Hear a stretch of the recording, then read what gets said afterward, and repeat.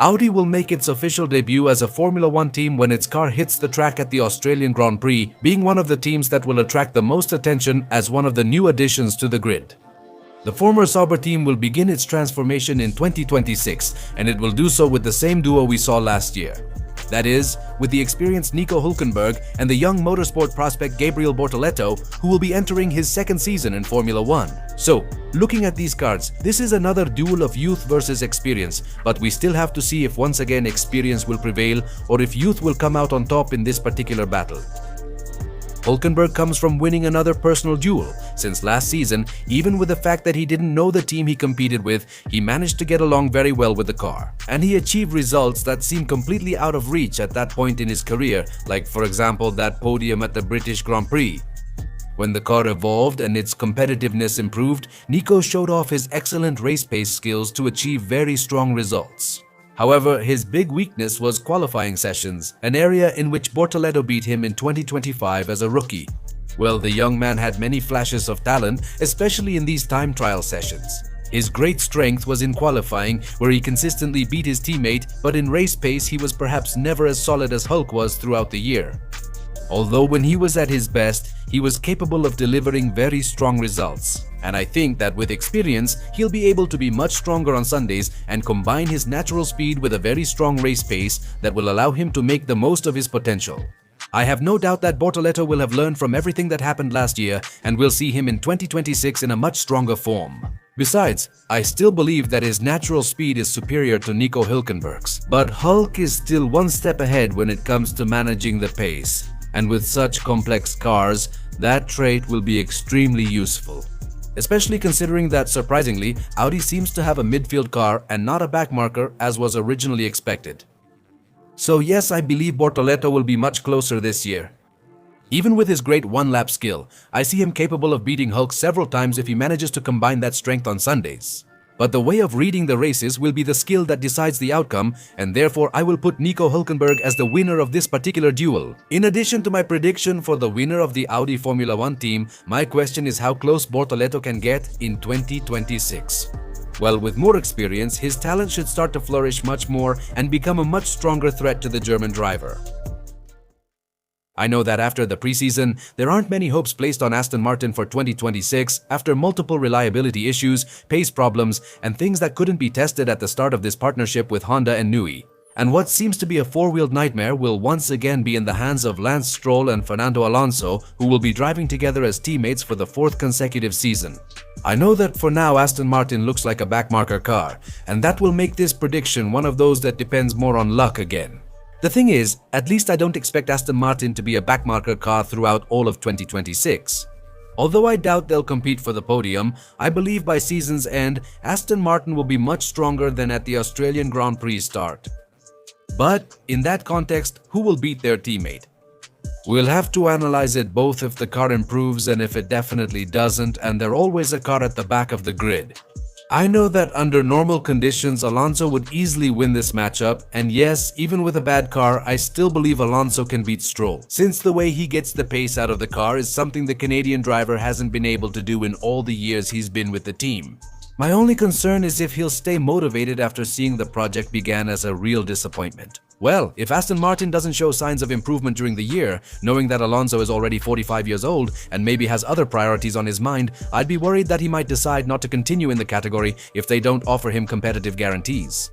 I know he gets the maximum potential out of the car, I know he's relentless against Stroll, and I know he'll make the most of opportunities, knowing that he's someone with incredible ability behind the wheel. The only thing that worries me is what he'll decide to do at the end of 2026 if that car finishes the season the same way it started.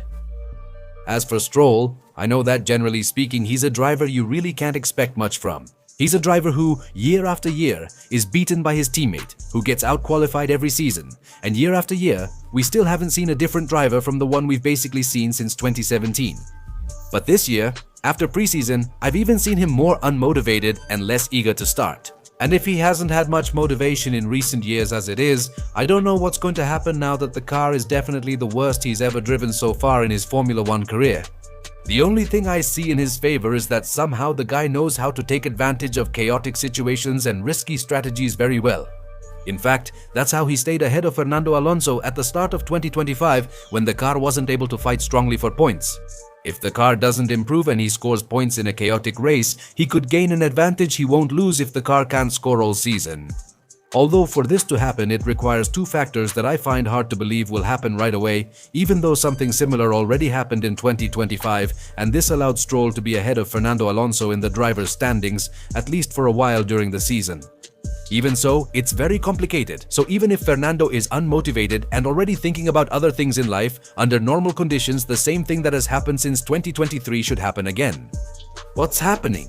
He prevails again, so I predict he will win the next Aston Martin team battle, where I hope, for the good of this organization, that they find solutions soon, because with all the investment they've made, these positions are definitely not where they should be. An organization that was expected this year to be closer to fighting for victories.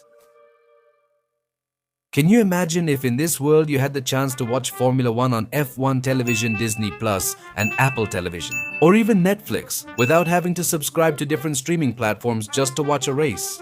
That would basically be a dream for those of us who love Formula 1 but at the same time don't want to have 70,000 streaming subscriptions, or basically for those of us who are looking for different commentaries or styles when listening to a broadcast. Yes, I know what you're thinking. This sounds pretty utopian.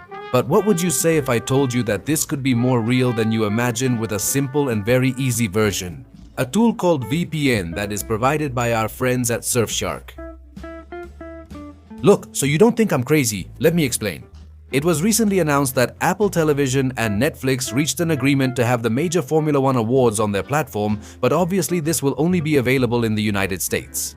However, breaking this regional block is very easy with this VPN tool, since its main feature, the IP changer, can virtually place you anywhere in the world. You just need to open the app, change the IP to the United States, click on connect, and that's it.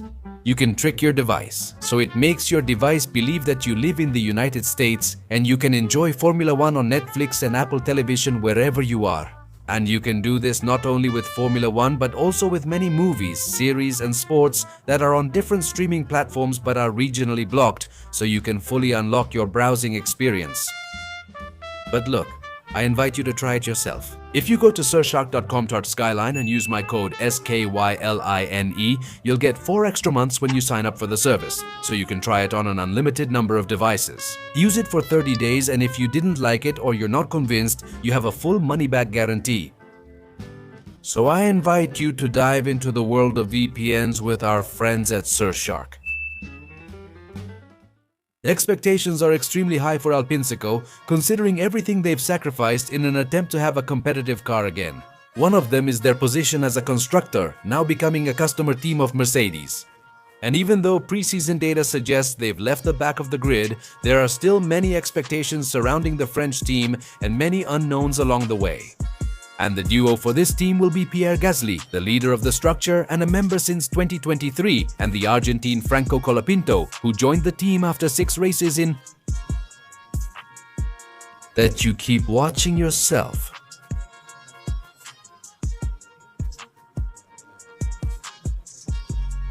See you in the video. Gasly, we can emphasize what we've been saying for several years now. He has demonstrated on numerous occasions his enormous skill when he's behind the wheel of the car, and as the leader of the Alpine team, he has done quite well despite the circumstances the team has been facing for some time now. Even though he tends to have some problems when the setup isn't as balanced as he would like, he usually manages to get more performance out of the car than expected. That's thanks to his great ability to maximize his understanding of the car package he has. When the car is properly set up to the French driver's preferences, it has often allowed him to pull off races that initially seemed impossible for the PIN, like scoring points in Brazil, the Great Race in Great Britain, and earning occasional points, all with a car that seemed to have no chance at all of achieving it. Gasly's way of understanding the car and extracting its maximum potential is a very strong virtue.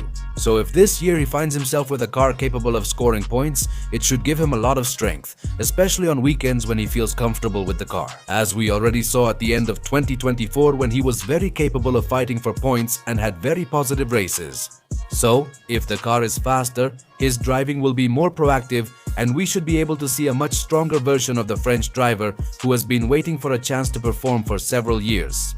On the Argentine side, he will have several advantages in his favor this year that he didn't have in 2025 to begin with. He will have a full preseason under his belt, so he won't have to waste time trying to understand how his car works. This, to a large extent, was something that weighed on him in 2025 because his start to the season that year was extremely tough. But if you stop to analyze, the kid made mistakes in 2024, I'm referring to the accidents, and on several occasions he was able to match Gasly's pace or even beat him, which shows that his adaptation was progressive to the point that on several occasions he was able to catch up in pace with his teammate.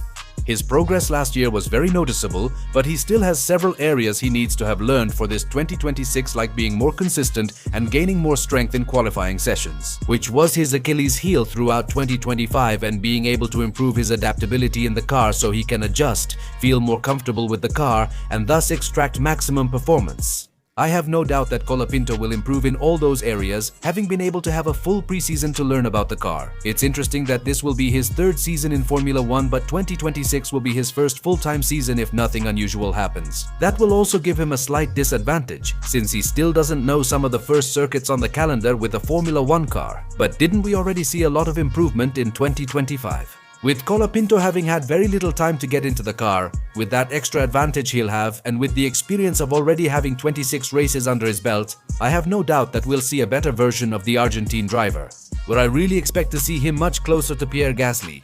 I believe this battle has the potential to be very close, taking into account what was mentioned before. If we see the best version of Colapinto, combining the natural speed we saw from him in 2024, with a more solid car and the consistency that experience and maturity within Formula 1 provide. At the moment, I believe that Gasly still has an extra edge in experience and understanding with the car that could tip the balance slightly in his favor. Therefore, I will place him as the winner of this duel. But Gasly can't get too comfortable, because if the Argentine driver's progress becomes evident in 2026, he could surprise him, as we've already seen in some races last season. The World Champion team will repeat the pairing that won them the Constructors' Championships in 2024 and 2025, but in addition, they will debut the new World Champion and the first champion who is not from Red Bull or Mercedes that Formula 1 has had since 2009. The duo of Oscar Piastri and Lando Norris, with whom McLaren will begin their title defense, in a year where things could be very different from what we saw in 2025. And it's time to see what weapons both drivers bring to the battle in this new season with these new single-seaters. On Piastri's side, in 2025, I think we've seen a very aggressive evolution in terms of the difficulties that the Australian driver used to face. An evolution that took many by surprise. In 2024, we saw a Piastri who was inconsistent, with problems finding his pace in qualifying and struggling to manage tire degradation. And in 2025, he had improved everything and was already very capable of standing up to Norris, both in the race and in qualifying. And sometimes his pace was even much better than the Brits. However, towards the end of the season, we saw him struggle again during the round of low-grip American circuits, such as Mexico, Brazil, and Las Vegas. In addition, when the car adopted aggressive setup philosophies, it wasn't so easy for him to adapt. And between those problems and some accidents, they painfully cost him the 2025 World Championship, and he even ended up losing the runner-up position. Getting back up from such a setback won't be easy, but it's also a chance for him to learn from last year's mistakes and take the final step to become the unbeatable driver he looked like for much of 2025. In fact, his last major area to improve is his adaptation to the car in different aspects, such as low-grip asphalt or aggressive setups, since Piastri has had a very distinct driving style throughout all these years. And when he had to change it, especially when McLaren started adopting very aggressive setup philosophies, when Verstappen was getting closer, that's when the Australian driver felt most lost with the car.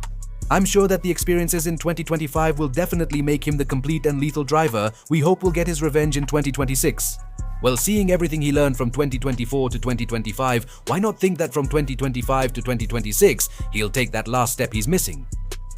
Norris, for his part, comes from being the Formula 1 World Champion, achieving the greatest milestone in any racing driver's life, and that's no small feat. We know perfectly well that Norris has always had speed and pace, but it was his constant mistakes that kept him from being his best self. Mistakes that by the end of 2025 he stopped making, and we saw a much more solid and lethal Norris in many aspects, which ended up tipping the balance in his favor.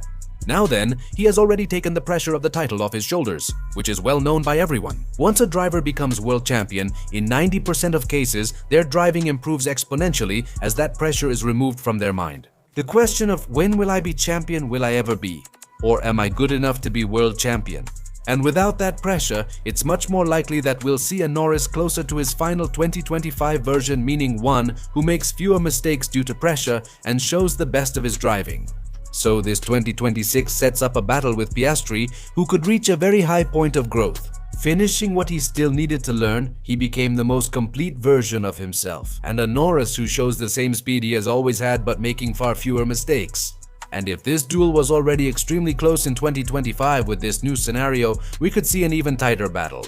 The thing is, for Piastri to make that leap, he needs to improve his adaptability in his driving style. Meanwhile, Norris, without the pressure of fighting for the title, is more likely to simply fine-tune details, make fewer mistakes, and with this become more consistent in his driving.